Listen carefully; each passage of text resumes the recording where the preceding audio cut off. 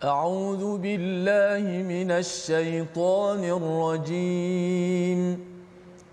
بسم الله الرحمن الرحيم. الحمد لله رب العالمين. الرحمن الرحيم. مالك يوم الدين. إياك نعبد وإياك نستعين. اهدنا الصراط المستقيم. صراط الذين أنعمت عليهم غير المغضوب عليهم ولا الضالين.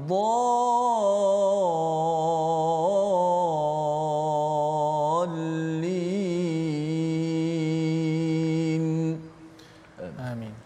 إن الحمد لله نحمده ونستعينه ونستغفره ونعوذ بالله من شرور أنفسنا ومن سيئات أعمالنا من يهده الله فلا مضل له ومن يضلله فلا هادي له. أشهد أن لا إله إلا الله وحده لا شريك له وأشهد أن محمدا عبده ورسوله. رب اشرح لي صدري ويسر لي أمري واحلل عقدة من لساني يفقهوا قولي. أما بعد. Assalamualaikum warahmatullahi wabarakatuh. Apa khabar tuan-tuan dan puan-puan di luar sana? Harap semuanya berada dalam keadaan sihat walafiat. Dalam untuk kita lebih mentadabbur Al-Quran pada hari ini. InsyaAllah pada hari ini tuan-tuan kita akan mentadabbur halaman yang ke-550. Ya, halaman yang ke-550 daripada surah Al-Mumtahanah. Surah Al-Mumtahanah. Jadi tuan-tuan dan puan-puan bolehlah daripada awal buka supaya nanti bila kita baca tuan-tuan boleh ikuti bersama-sama. Dan alhamdulillah pada hari ini masih lagi ditemani oleh Al-Fadhil Ustaz Ustaz Tirmizi. Apa khabar Ustaz? Baik, alhamdulillah. Sihat Ustaz. Ya. Semalam tafsiran kita berkobar-kobar orang kata semalam. Harapnya hari ini tenang sikitlah kot insya-Allah. Insya-Allah. Kadang-kadang asyik berkobar bahaya juga. Sakit jantung rasa. Allah. Kan punya semangat kan. Rasa macam nak berjihad je kerja kan. Kadang-kadang kita kena tenang juga Ustaz. Harapnya hari ini insya-Allah tafsiran kita lebih tenang. Insya-Allah. Sihat Ustaz? Alhamdulillah. Hari ini Doktor sihat? Alhamdulillah, alhamdulillah wal minnah. Alhamdulillah sihat macam inilah. Alhamdulillah. Okey. Jadi tuan-tuan, sebelum kita mulakan majlis sesi ilmu kita pada hari ini, kita baca dahulu doa ringkas kita. Allahumma 'allimna ma yanfa'una wanfa'na bima 'allamtana wazidna ilma. Dan tuan-tuan jangan lupa untuk share dan like Facebook kita agar kebaikan yang kita dapat pada hari ini dapat kita kongsikan bersama. Sebelum kita pergi dengan lebih jauh, kita lihat terlebih dahulu sinopsis untuk halaman 550. Yang pertama sekali adalah penegasan untuk meneladani sifat Nabi Ibrahim alaihissalam dan juga orang yang beriman. Itu disebutkan pada ayat yang ke-6. Kemudian kita akan menceritakan serba sedikit tentang hubungan kaum muslimin dengan orang bukan Islam. Itu diceritakan pada ayat yang ke-7 sehinggalah ayat yang ke-9. Kemudian yang terakhir kita akan menceritakan serba sedikit tentang hukum tentang kaum wanita yang berhijrah dari wilayah kafir menuju kepada wilayah Islam. Insya-Allah itu diceritakan pada ayat yang ke-10 sehinggalah ayat yang ke-11 ya, insya-Allah taala. Jadi sebelum kita pergi dengan lebih lanjut, seperti biasa tuan-tuan dah buka Al-Quran, dah buka ke belum? Kalau belum buka, boleh buka cepat-cepat sebab ustaz kita dah nak baca dah ni ya. Jadi saya buka awal-awal dan saya nak minta daripada Al-Fadhil Ustaz untuk baca daripada ayat yang ke-6 sehinggalah ayat yang ke-9. Boleh request tak hari ni Ustaz? InsyaAllah. Boleh ya? InsyaAllah. Kalau saya nak, sebab saya tertarik dengan Jiharkah semalam. Jiharkah. Kalau boleh dapat sekali lagi Ustaz, boleh? Mana kalau nak lagu, doktor kata nak lagu tenang sikit kena Jiharkah. Betul. Ya kan? Silakan Ustaz. Okey. Alhamdulillah, terima kasih Fadil Doktor di atas pecahan awal kita daripada muka surat 550. Sahabat-sahabat Al-Quran sekalian, jom sama-sama kita mulakan My Quran Time kita baca faham amal dengan membaca ayat daripada ayat ke-6 hingga ke-9. Kita cuba pula tarannum Jiharkah insya-Allah. A'udzu billahi minasy syaithanir rajim. Bismillahirrahmanirrahim. لقد كان لكم فيهم أسوة حسنة لمن كان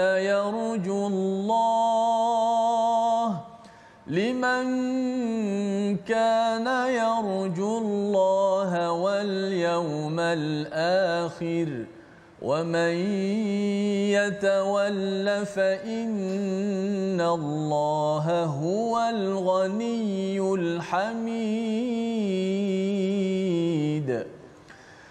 عسى الله أن يجعل بينكم وبين الذين عاديتم منهم مودة والله قدير والله غفور رحيم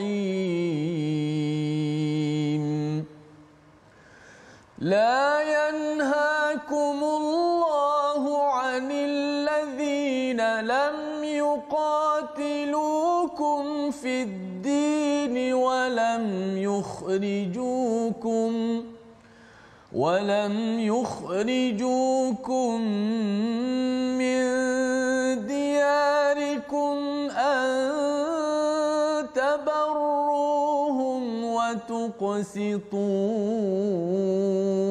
إليهم إن الله يحب المقسطين إنما ينهاكم الله عن الذين قاتلوكم في الدين وأخرجوكم من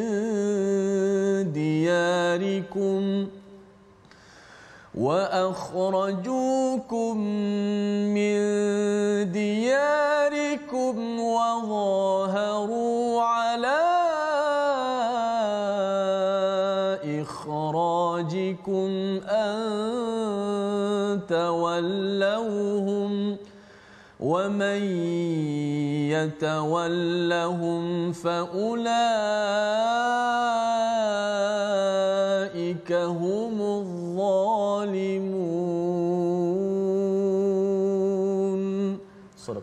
Sadaqallahul Azim.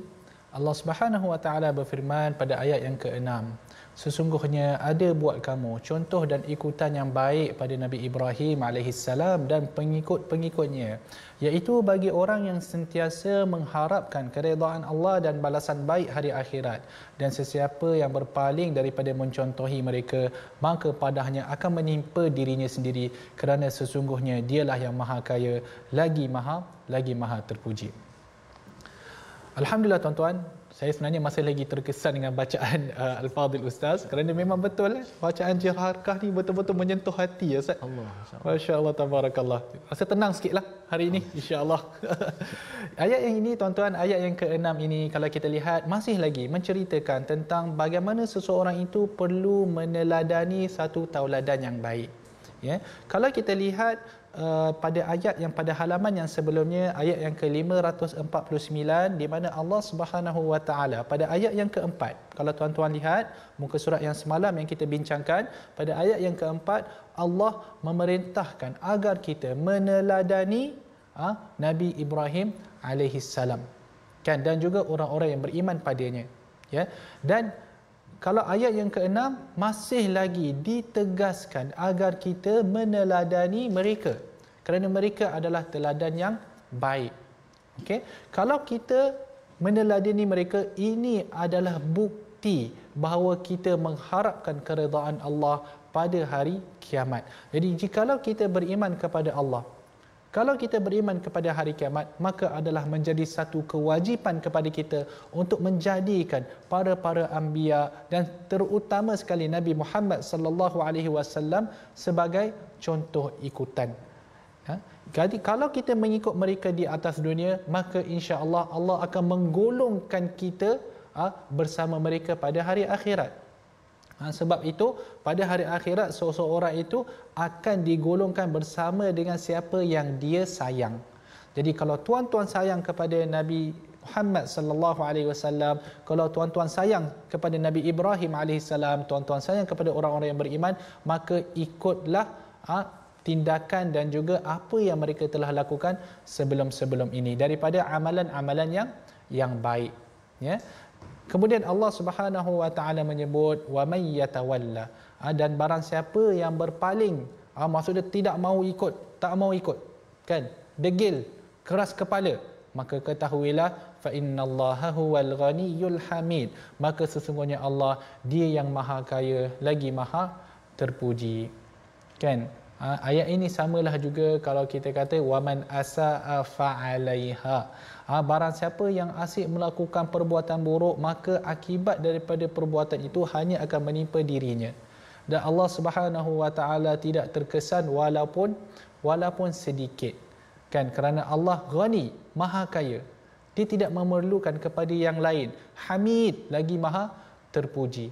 Kalau Allah nak memberikan rahmat, tidak ada siapa yang boleh menghalang, dan kalau Allah nak memberi azab, maka sama juga tidak ada siapa yang boleh terselamat.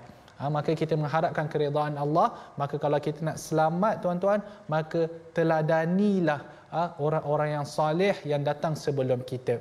Ikutilah. Kalau kita tak boleh nak berjumpa dengan Nabi SAW, tetapi sekarang kita katalah jelmaan, bukan jelmaan, cerminan, itu dia.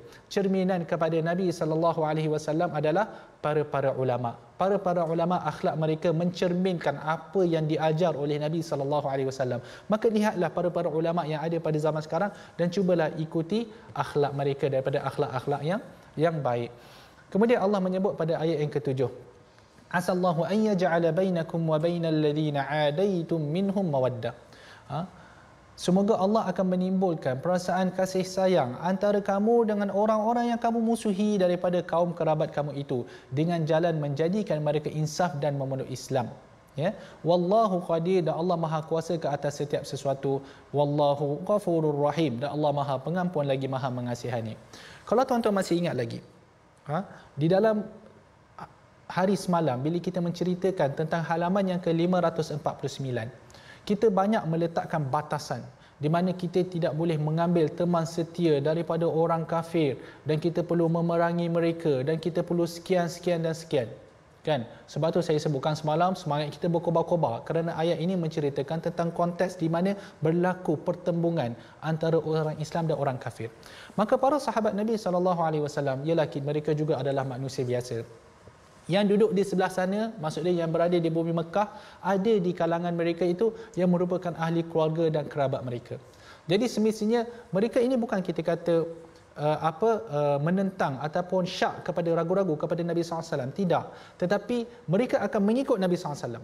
Kalau Nabi SAW suruh mereka berperang dengan kaum kerabat mereka, mereka akan melaksanakan tanpa ada sebarang kita kata ragu-ragu ataupun kita kata macam rasa nak pergi ke tak nak pergi, nak pergi ke tak nak pergi, tidak ada. Ini adalah para sahabat, kan. Nabi SAW suruh, insya-Allah mereka akan laksanakan, kan. Tetapi dalam masa yang sama ialah di sebelah sana kaum keluarga juga, kan. Walaupun agama memisahkan, tetapi sebagai seorang insan dia tetap rasa kalau boleh dia tak nak bergaduh dengan sepupu sepapat dia, dengan pak cik dia, dengan mak cik dia, kerana kita membesar bersama-sama. Jadi ada di dalam hati mereka perasaan yang berat, kan. Jadi kerana itu Allah menyebut, ini yang kita kata ayat penenang tu, Ustaz. Ini yang kita kata ayat penenang.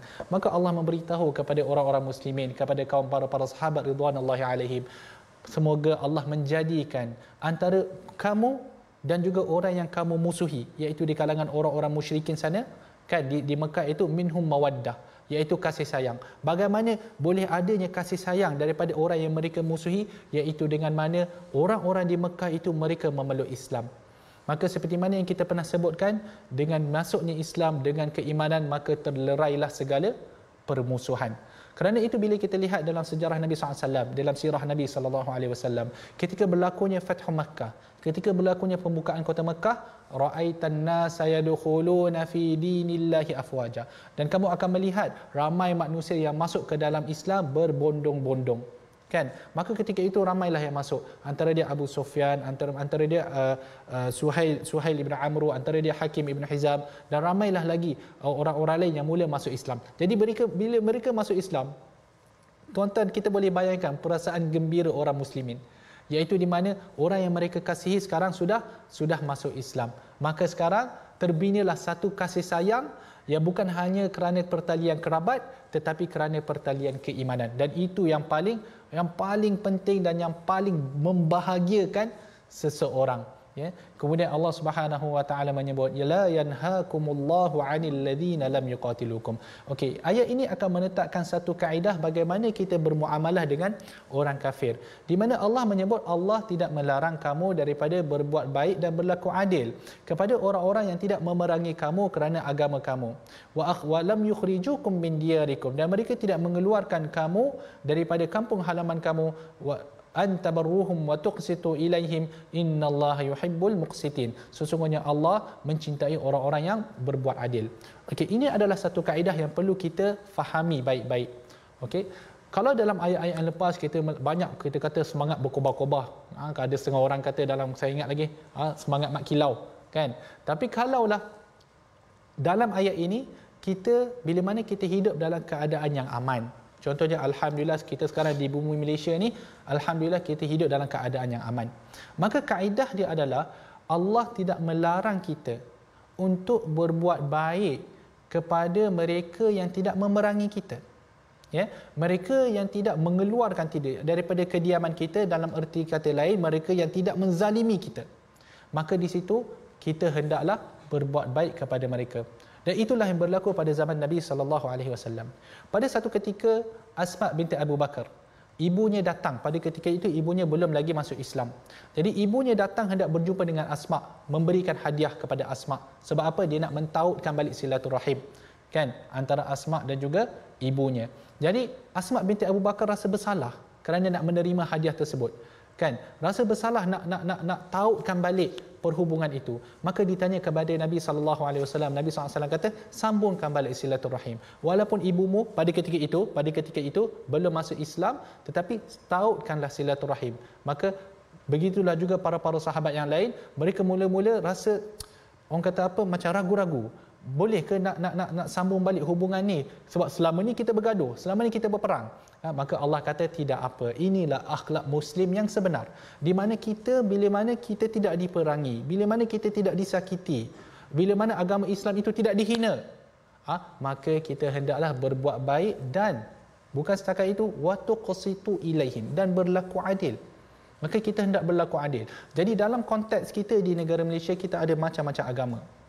Yang paling besar ialah kita ada agama Buddha, kita ada agama Hindu, kan? Ada juga agama-agama yang lain, agama Kristian dan sebagainya. Jadi selagi mana tidak ada permusuhan, tidak menzahirkan permusuhan, selagi mana mereka ini melayan kita dengan baik, maka sebagai umat Islam kita wajib melayan mereka dengan layanan yang baik. Dan ini sama dengan hadis dengan dalam ayat Al-Quran, waqulu linnasi husna, dan berkata baiklah kamu kepada manusia, tak kisahlah orang Islam ataupun orang yang bukan Islam, selagi mana mereka tidak memusuhi kamu, memerangi kamu, selagi mana mereka tidak menghina Islam, maka kita perlu berbuat baik kepada mereka dan berlaku adil juga. Maksudnya kalau kita berjual beli, kontrak yang kita ada, kita perlu penuhi kontrak tersebut, kan? Kalaulah kita kata hak mereka, kita perlu berikan kepada mereka hak mereka. Janganlah kita merampas daripada mereka hak mereka hanya kerana mereka bukan Islam. Tidak boleh. Di dalam Islam, keadilan itu adalah yang penting, yang paling penting. Islam itu tertegak dengan keadilan, ya. Jadi antabarruhum wa tuqsitu ilaihim, ya. Jadi sebab itu kalau kita lihat juga di dalam surah Luqman, kadang-kadang ini berlaku di luar sana, di mana anaknya masuk Islam, mak ayah dia tak masuk Islam. Kemudian mak ayah dia tak suka dia masuk Islam. Maka dalam keadaan itu, wa in jahadaka ala an tusyrika bima laysa laka bihi ilmun fala tuti'huma. Jikalau ibu bapa kamu menghalang kamu untuk mematuhi Allah Subhanahu wa taala, jangan mentaati mereka, tetapi wasahibahuma fid dunya ma'rufa. Tetapi kamu hendaklah melayanan mereka, memberi layanan kepada mereka dengan layanan yang baik. Itu sama juga yang disebutkan dalam ayat yang ke-8 tadi. Maksudnya kita kalaulah ada di luar sana saudara-saudara mualaf kita yang orang kata telah kembali kepada agama fitrah, kalaulah ada ahli keluarga mereka yang belum lagi mendapat hidayah, maka menjadi kewajipannya pada ketika itu untuk sentiasa berbuat baik kepada mereka. Kan tuan-tuan, janganlah kita menjadi fitnah terhadap orang kafir. Ingat lagi dalam ayat halaman yang ke-549 diceritakan bagaimana kita berdoa agar kita tidak menjadi fitnah. Maksudnya jangan disebabkan kita orang lain lari daripada Islam. Jangan tuan-tuan. Janganlah akhlak kita menggambarkan bahawa Islam itu adalah agama yang zalim. Jangan disebabkan akhlak kita yang menggambarkan Islam itu adalah agama yang teruk, jadi orang lain lari daripada agama Islam. Jadi sekarang kita lihat terlebih dahulu perkataan pilihan kita pada hari ini tuan-tuan. Perkataan pilihan kita adalah halala. Asal dia adalah halala menjadi halla. Itu adalah halal dan juga boleh. Halal dan juga boleh, dan ia disebutkan 5 kali di dalam Al-Quran. Itu disebutkan dalam ayat yang mana ni Ustaz? Oh, ayat yang ke-10. Ayat yang ke-10 ya. Lahunna hillul lahum, tidaklah mereka iaitu perempuan-perempuan itu halal bagi mereka, dan tidak pula lelaki-lelaki itu halal juga bagi perempuan-perempuan itu. Apa maksud dia? Kita akan ceritakan bila sampai nantilah ya. Okey. Tersambung sedikit pada ayat yang ke-9, kemudian Allah menyebut innama yanhaakumullahu 'anil ladina qataluukum. Siapa golongan yang kita tidak boleh berbuat baik? Nah, kita tidak bolehlah kita kata nak mentaukkan silaturahim, tak boleh. Golongan macam mana ni? Golongan yang mana mereka ini memusuhi kamu. Sesungguhnya Allah hanya melarang kamu menjadi teman rapat bagi orang-orang yang memerangi kamu kerana agama kamu dan mengeluarkan kamu dari kampung halaman kamu, serta membantu orang lain untuk mengusir kamu, ya. Wadaharu ala ikhrajikum an tawallawhum wa man yatawallahum faulaika humudz zalimun. Dan ingatlah, sesiapa yang menjadikan mereka sebagai teman rapat, maka mereka itulah orang-orang yang zalim. Jadi di dalam ayat ini jelas diletakkan satu lagi kaedah. Kaedah dia mudah sahaja. Siapa yang memerangi kita, maka kita akan, orang kata apa, bermuamalah dengan benda yang sama, dengan cara yang sama. Kamu musuh kepada aku akan memusuhi kamu. Kerana agama Islam bukan satu agama yang naif. Kita bukan satu agama yang lemah. Kita bukan satu agama yang boleh dipijak. Kan? Orang tidak boleh mempermainkan agama kita, walaupun ada kat luar sana yang masih lagi mempermainkan agama Islam. Tetapi tenang Ustaz, dia kena tenang. Hari ni kitanya konsep kita tenang. Jadi apa? Kita agama Islam kaedahnya adalah yang memerangi kita yang memerangi kita tidak menjadikan sebagai teman setia. Yang tidak memerangi kita, maka kita boleh berbuat baik kepada mereka, bukan menjadikan teman setia pun, berbuat baik kepada mereka, dan juga kita akan apa? Kita akan berlaku adil kepada mereka. Jadi kita berehat sebentar. My Quran Time, baca, faham, amal.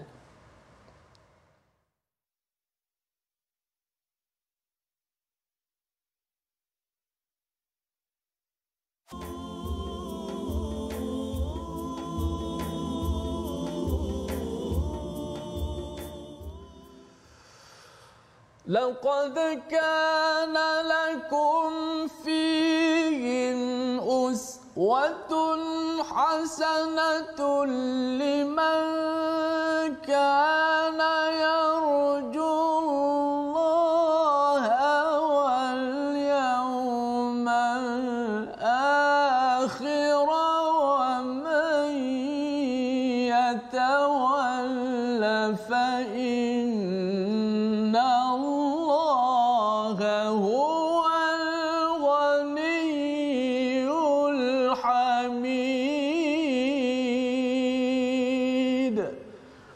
sesungguhnya ada buat kamu contoh dan ikutan yang baik pada Nabi Ibrahim dan pengikut-pengikutnya, iaitu bagi orang-orang sentiasa mengharapkan keredaan Allah dan balasan yang baik di hari akhirat.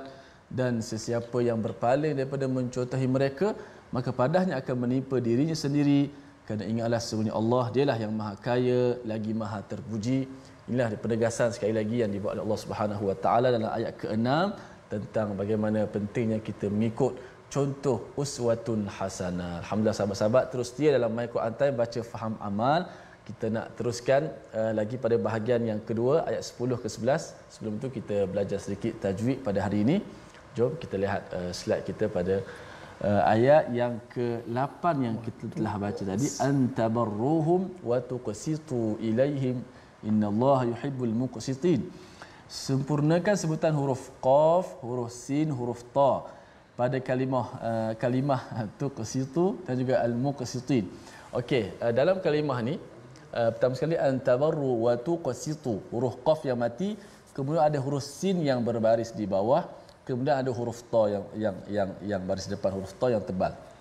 Maka kita nak jaga kalimah tuqsitu dengan muqsitin ni supaya yang pertama sekali tuqa, qaf tu mati qalqalah, dan huruf qaf tu huruf yang tebal, huruf yang isti'la yang tinggi. Kemudian kita nak menjaga sifat nipis sin yang berbaris di bawah, si, tuqa, si, tak boleh baca si, itu sad, si, nak nipiskan sin, kerana sin kalau kita tebalkan si, kita tebalkan sin itu dia akan jadi sad, si, si, beza sedikit. Kemudian kita nak kekalkan sifat tebal ta bagi depan tu. Okey, kita buat contoh dulu. Antabarruhum wa tuqsitu. Okey, jangan tebalkan sin yang baris bawah. Jangan baca wa tuqsitu. Kalau kita tebalkan sin juga terpengaruh dengan sebelum tu qaf yang tebal, maka sin akan jadi sad. Kemudian bila kita nipiskan sin wa tuqsitu, kemudian ta di selepas sin tu mesti ditebalkan. Jangan kita nipiskan ta. Kalau ta yang tebal yang baris depan tu kita nipiskan, dia automatik akan jadi ta. Wa tuqsitu, kalau tu itu ta. Maka kita nak jagakan huruf yang kita kata apa, sifatnya berubah-ubah dalam setiap huruf itu, kita jaga. Yang kedua, pada kalimah muqsitin, innallaha yuhibbul muqsitin. Jelaskan qaf yang tebal, muqa, kemudian sin yang berbaris di bawah, si, nipiskan. Kemudian ta yang berbaris di bawah juga ditebalkan. Innallaha yuhibbul muqsitin. Jangan baca muqsitin. Sebab sin nipis, ta pun kita nipis sekali lah, sekali borong je lah. Jadi bila sekali borong macam tu, ta yang sepatut tebal, dia bunyi ta.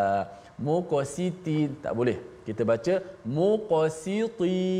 Okey, kita baca sama-sama. 1, 2, mula.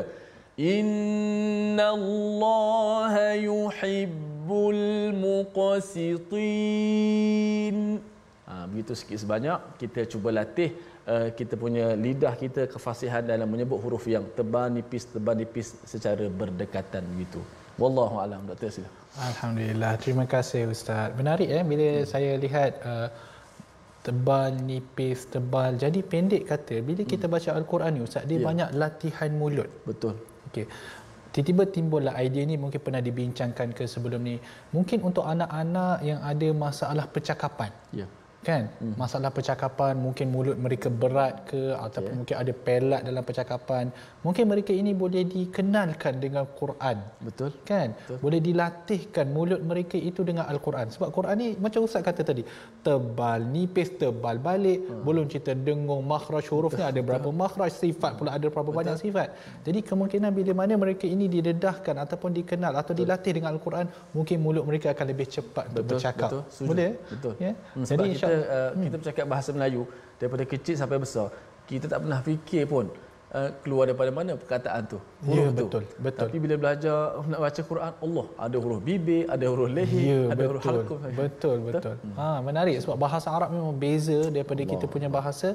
Jadi tuan-tuan, mungkinlah boleh didekatkan anak-anak kita dengan Al-Quran, boleh didekatkan agar pertama sekali mendapat keberkatan Al-Quran tu, kita memang itulah harapan kita. Tapi dalam masa yang sama, melalui latihan lidah menyebut huruf-huruf yang di dalam Al-Quran, moga boleh melancarkan lagi percakapan mereka pada esok hari. Wallahu alam, kita tidak tahu Ustaz, dan tidak ada salahnya dalam mencuba, lebih-lebih lagi bila ia berkait dengan Al-Quran, ya. Jadi kita sambung semula tadabbur kita, yang mana alhamdulillah kita dah sampai pada ayat yang ke-9, di mana ayat yang ke-9, ayat yang ke-8, ayat ke-7, 8, 9 ini menjelaskan kepada kita tentang satu kaedah yang mana bagaimana kita bermuamalah dengan orang kafir. Dan seperti mana yang kita telah sebutkan tadi, orang golongan kafir yang tidak memerangi kita, kan, yang berlaku baik pada kita, sebagaimana ramainya orang-orang bukan Islam di Malaysia ini. Okey, jadi untuk golongan itu kita perlu berbuat baik juga kepada mereka, dan kita perlu berlaku adil terhadap mereka. Dan seperti yang saya sebutkan juga tadi, janganlah kita menjadi penyebab mereka itu lari daripada agama Islam.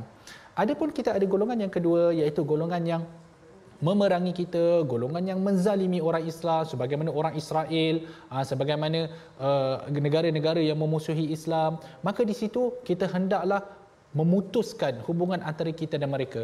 Kerana apa? Kerana seperti yang kita sebutkan juga tadi, agama Islam itu bukanlah satu agama yang naif, bukanlah satu agama yang boleh dipijak begitu sahaja. Bahkan agama Islam adalah agama yang diangkat oleh Allah Subhanahu Wa Taala, dan itulah satu-satu agama yang diredai oleh Allah Subhanahu Wa Taala. Maka sekarang kita dah sampai pada ayat yang ke-10. Jadi di dalam ayat yang ke-10 ni adalah diceritakan tentang orang mukmin, perempuan mukmin, ya, perempuan mukmin yang berhijrah kemudian perlulah diuji. Apa cerita dia ni? Kita tunggu sebentar lagi, kita beri laluan terlebih dahulu kepada Al-Fadhil Ustaz untuk membaca. Dan sekali lagi Ustaz, kalau boleh jiharkan Ustaz, ya, boleh, ya. Terima kasih Ustaz. Alhamdulillah. Baik, masya-Allah. Dah tuan guru sebut gitu, kita ikut insya-Allah. Cuba insya-Allah sambung pada ayat ke-10 dan 11. Sebelum itu kita doakan juga kepada sahabat-sahabat kita di Facebook yang menceritakan tentang border mereka sedang bertanggung nyawa di Hospital Peminat My Quran Time. Mudah-mudahan Allah Taala permudahkan segala urusannya, berikan kesemua yang terbaik, berikan terbaik dan beri kesabaran kepada ahli keluarga semua. Dan terima kasih pada semua sahabat-sahabat terus mereka buat nota apa yang doktor cakap, mereka buat nota, mereka saling balik di Facebook, saling balik di dalam nota, mudah-mudahan menjadi asbab kebaikan semua insya-Allah. Insya-Allah. Sahabat-sahabat, amin. kita terus baca ayat ke-10 hingga ke-11 surah Al-Mumtahanah. A'udzu billahi minasy syaithanir rajim. Ya ayyuhalladzina amanu idza ja'akumul mu'minatu muhajiratin famtahinuhun. Allahu a'lamu biimanihin fa in 'alimtumuhunna mu'minatin fala tarji'uhunna ilal kuffar la hunna hillun lahum wa la hum يحلون لهن لا هن حل لهم ولا هم يحلون لهن وآتوهم ما أنفقوا ولا جناح عليكم أن تنكحوهن إذا آتيتموهن أجورهن ولا تمسكوا بعصم الكوافر واسألوا ما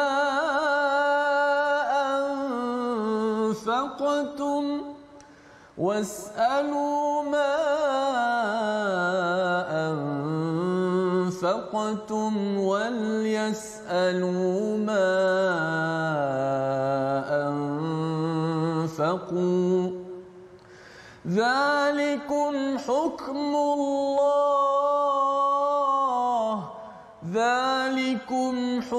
الله يحكم بينكم والله عليم حكيم. وإن فاتكم شيء من أزواجكم إلى الكفار فعاقبتم فآتوا الذين ذهبت أزواجهم مثل ما أنفقوا واتقوا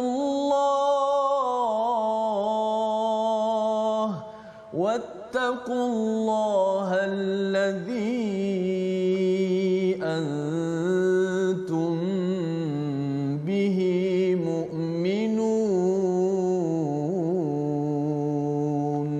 Sadaqallah. Sadaqallahul azim. Wahai orang-orang yang beriman, apabila orang-orang perempuan yang mengaku beriman datang berhijrah kepada kamu, maka ujilah keimanan mereka. Allah lebih mengetahui akan iman mereka. Sekiranya kamu mengetahui bahawa mereka beriman, maka janganlah kamu mengembalikan mereka kepada orang-orang kafir. Mereka tidak halal bagi orang-orang kafir itu sebagai isteri, dan orang-orang kafir itu pula tidak halal bagi mereka sebagai suami. Dan berilah kepada suami-suami mereka yang kafir itu apa yang mereka telah belanjakan. Dan tidaklah menjadi salah kamu berkahwin dengan mereka perempuan-perempuan yang berhijrah itu apabila kamu memberi kepada mereka mas kahwinnya. Dan janganlah kamu, wahai orang-orang Islam, berpegang kepada akad perkahwinan kamu dengan perempuan-perempuan yang kekal dalam keadaan kafir. Mintalah kembali mas kahwin yang kamu telah berikan, dan biarkanlah mereka, suami-suami yang kafir itu, meminta kembali apa yang mereka telah belanjakan. Demikianlah hukum Allah. Dia menghukum di antara kamu dengan adil, dan ingatlah Allah mengetahui lagi maha bijaksana. Ayat ini menceritakan tentang satu perkara ataupun satu kita biasa sebutkan senario lah, yang berlaku pada zaman Nabi SAW. Pada zaman Nabi SAW, Nabi telah membuat satu perjanjian, iaitu Sulh Al-Hudaibiyah, perjanjian Al-Hudaibiyah, yang mana terkandung di dalam perjanjian tersebut, selepas perjanjian itu telah diikat, maka sesiapa orang Muslim mukmin daripada Mekah yang berhijrah kepada Nabi SAW di bumi Madinah, maka dia hendaklah dikembalikan. Ya, saya ulang, kalau ada orang mukmin yang baru nak berhijrah, kan, sebab Nabi SAW dah berhijrah lama dah, kan, kalau ada yang baru nak berhijrah daripada Mekah dan larikan diri ke bumi Madinah, maka selepas perjanjian tersebut lelaki itu perlu dihantar balik ke Mekah. Okey. Tetapi berlaku pula dalam keadaan di mana mukminah, perempuan. Tu dia. Berlaku perempuan. Jadi perempuan ini kalau dia berhijrah, contoh dia inginkan Allah dan Rasulnya, dia tidak boleh lagi hidup bersama suaminya yang kafir. Kerana apa? Kerana dia tidak boleh beribadah, dia tidak boleh bersolat, bahkan dia ditindas, kan? Dan seperti mana yang kita tahu, golongan perempuan adalah golongan yang lemah dari segi fizikal, kan? Jadi bila mana suaminya menindas, maka itu akan menjadikan keadaan lebih buruk. Maka golongan perempuan ini mereka berhijrah. Berhijrah pergi ke Nabi SAW selepas perjanjian itu berlaku, iaitu selepas Sulh Al-Hudaibiyah itu berlaku. Maka kalau ikutkan perjanjian, mereka ini perlu dihantar balik, kan? Tetapi mengikut tafsiran Nabi SAW terhadap perjanjian itu, ia hanya merujuk kepada apa? Kepada lelaki sahaja. Adapun perempuan, kita tak boleh hantar dia balik. Kerana lelaki itu kalau kita hantar dia balik ke bumi Mekah, insya-Allah dia boleh bertahan. Orang kata lelaki ni kalau campak ke hutan pun boleh hidup. Betul tak Ustaz? Lelaki ni kalau campak ke hutan pun dia boleh hidup. Jadi kalau orang mukmin yang memang iman dia telah kuat, kalau dia dihantar pulang ke bumi Mekah, insya-Allah dia tetap akan kekal di dalam keimanan. Adapun kalau perempuan, ditakuti fitnah akan menjadi fitnah kepada dia, dan kemungkinan dia akan menjadi murtad. Jadi di dalam ayat ini Allah Subhanahu Wa Taala kata tak perlu nak hantar balik. Jadi nampak tak perbezaan antara hukum lelaki dan juga hukum perempuan. Jadi ini dibincangkan, ya, maksud dia hukum lelaki berbeza, hukum perempuan berbeza. Lelaki boleh menjadi imam, perempuan tidak boleh menjadi imam solat, kan? Ada pula golongan-golongan yang nak menyamakan, semua kena sama. Tak boleh macam tu. Kalau nak sama, perempuan-perempuan pun kita hantar balik. Tetapi tidak, Islam ni membela orang wanita. Lebih-lebih lagi golongan mukminah. Jadi bila mana sampai kepada mukminah yang sampai kepada Nabi SAW, itu yang disebutkan di dalam ayat ini. Apakah proses yang berlaku? Okey, ya ayyuhallazina amanu, wahai orang yang beriman, apabila datangnya kepada kamu perempuan yang mengaku beriman, datang berhijrah kepada mereka, maka ujilah keimanan mereka. Famtahinuhun, uji keimanan mereka. Bagaimana menguji? Maka ada beberapa soalan yang boleh ditanya kepada perempuan tersebut, sebab ditakuti ada di kalangan mereka perempuan-perempuan itu yang mana mereka datang tu bukan sebab kerana Islam, tak, sebab dia nak cari suami lain. Dia menyampah dengan suami dia yang tu, boring duduk dengan mamat ni. Aku cuba pergi tengok Madinah, tengok ada lelaki lain ke, lelaki lagi handsome kat sebelah sana ke. Dia test nasib. Kan, test nasib. Ataupun mungkin saja dia nak berjalan-jalan, kan dia tengok, ramainya orang pergi, best kot kat Madinah, bunyi macam best, datang. Jadi golongan perempuan-perempuan macam ni yang tidak diinginkan oleh Nabi SAW. Maka perlu diuji. Kan, famtahinuhun, maka ujilah mereka, tanyalah kepada mereka beberapa soalan sehinggalah kamu yakin bahawa memang mereka berhijrah kerana Allah dan Rasulnya. Kan, Allahu a'lamu biimanihim. Allah suruh kamu uji, tapi sebenarnya Allah sendiri lebih tahu tentang keimanan mereka. Kalau kita lihat pada ayat ni, maksud dia kita boleh uji keimanan seseorang, Ustaz. Boleh uji.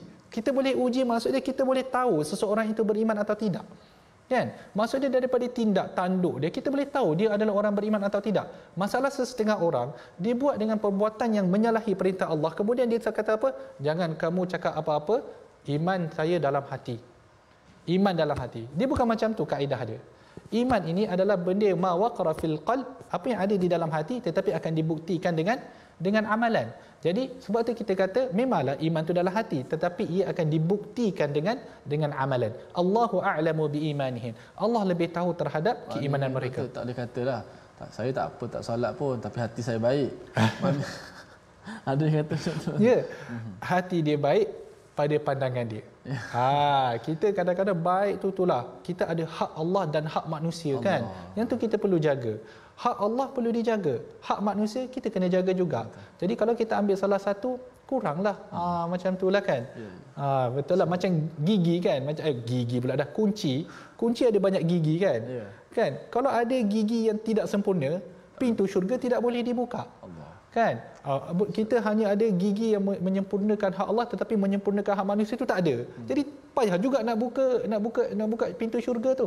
Jadi itulah kata kita kena ada kunci kita tu, gigi kunci tu kena sempurna. Allah. Kan, hati baik tapi tak solat, tak cukup tu, tak cukup. Lagi-lagi solat bahaya tuan-tuan. Jangan, solat kita kena jaga. Ya tak? Betul kan? Okey. Kemudian Allah Subhanahu wa taala menyambung, fa in alimtumuhunna mu'minatin fala tarji'uhunna ilal kuffar. Maka jika kamu telah mengetahui perempuan-perempuan yang beriman itu, maka jangan kamu kembalikan mereka kepada orang kafir. Sebab apa? Sebab kita nak membela akidah mereka, orang-orang perempuan tersebut. Lahunna hillul lahum wa lahum yahilluna lahun. Orang-orang perempuan mukminah itu tidak halal lagi bagi mereka yang kafir, dan orang-orang kafir itu juga tidak halal bagi perempuan-perempuan muslimah. Kerana akidah yang telah terbentuk di dalam jiwa orang perempuan yang beriman itu melayak, orang kata apa, menjadikan orang-orang kafir itu tidak layak lagi untuk berdamping dengan mereka. Maksud dia akidah Islam itu telah menjadikan mereka itu mulia dan mereka hanya layak untuk berdamping dengan orang-orang yang beriman. Wa atuhum ma anfaqu. Jadi bila mana Nabi SAW tidak mengambil Nabi SAW tidak menghantar kembali golongan wanita mukminah ini, maka Allah Subhanahu wa taala memerintahkan kepada Nabi SAW untuk kembalikan kepada suami-suami mereka ini, iaitu suami-suami mereka yang kafir yang enggan untuk nak berhijrah, bagi balik mas kawin yang telah dibayar dahulu. Wala junaha alaikum an tankihuhunna idza ataitumuhunna ujurahun. Dan bila mana perempuan-perempuan ini, kan, perempuan-perempuan ini yang mana nikah mereka telah terbatal. Kerana bila mana mereka masuk Islam, maka pernikahan mereka itu ada tempoh yang tertentu, maka ianya akan terbatal. Bila pernikahan mereka telah terbatal dan iddahnya juga telah selesai, maka dibenarkan untuk orang-orang yang beriman untuk menikahi mereka. Tetapi Allah menyebut di sini, walaupun orang beriman nak menikahi mereka, nak membantu mereka, tetap juga perlu memberi mahar. Sebab Islam ni sangat menekankan tentang mahar. Sebab itulah kita kata benda yang diwajibkan Allah, dan itulah yang memuliakan seorang wanita. Wala tumsiku bi'asamil kawafiri was'alu ma anfaqtum bal yas'alu ma anfaqu. Adapun janganlah kamu berpegang dalam ikatan isteri-isteri yang kafir, dan kamu mintalah apa yang telah mahar yang kamu telah berikan, dan hendaklah mereka meminta apa yang mereka telah berikan, iaitu orang kafir. Itulah dzalikum hukmullah yahkumu bainakum wallahu alimun hakim. Dan di dalam ayat yang ke-11, dan jika luput daripada kamu sesuatu daripada isteri kamu kepada orang kafir, maka kamu mengalahkan mereka, maka kamu berikan kepada orang-orang yang telah lari itu isteri-isteri mereka sebesar mahar yang telah mereka berikan, dan bertakwalah kepada Allah yang kamu kepadanya orang-orang yang beriman. Kita lihat resolusi dan tindakan yang kita boleh dapat pada hari ini tuan-tuan. Yang pertama adalah kita tanamkan rasa kasih sayang kepada sesama manusia. Ya. Yang kedua, kita berbuat baik tidak kira kepada sesiapa kecuali kepada penghina agama Islam. Dan yang ketiga, kita memastikan keislaman pasangan sebelum bernikah. Itu yang ke-10. Itu yang kita boleh ambil daripada ayat yang ke-10 dan juga ayat yang ke-11. Menarik memastikan keislaman. Maksudnya bila kita nak mencari pasangan tuan-tuan, kita carilah pasangan yang boleh membawa kita ke syurga Allah Subhanahu Wa Taala. Ada betul, ada orang katakan dia pilih pasangan ni tak apa, dia kata boleh menikahi orang Kristian, dia kata boleh. Kan? Ia betul, memang tidak dinafikan. Tetapi para ulama sangat itu pun ada syarat dia. Menikahi orang Kristian tu pun ada syarat-syaratnya lagi, bukan secara itlak, bukan secara boleh saja semua. Tidak, ada syarat-syaratnya. Tetapi yang terbaik nak mencari ibu untuk anak kita, carilah di kalangan orang yang beriman. Jadi kita berdoa sedikit Ustaz. Silakan. Bismillahirrahmanirrahim. Alhamdulillahirabbil alamin wassalatu wassalamu ala asyrafil anbiya'i wal mursalin wa ala alihi washabbihi ajma'in. Allahumma ighfir lana dhunubana wa kaffir 'anna sayyi'atina wa tawaffana ma'al abrar. Allahumma shfi mardana, Allahumma shfi mardana, Allahumma shfi mardana warham mautana.